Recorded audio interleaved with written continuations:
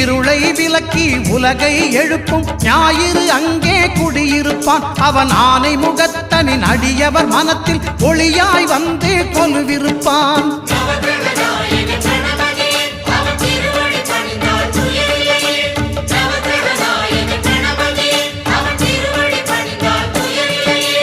ஒன்பது கோளும் ஒன்றாய் காண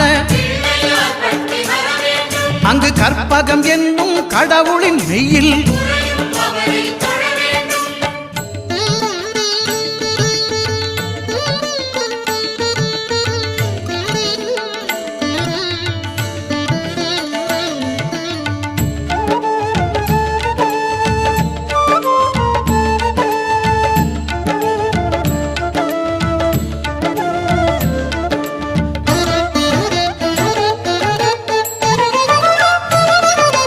திங்கள் பகவான்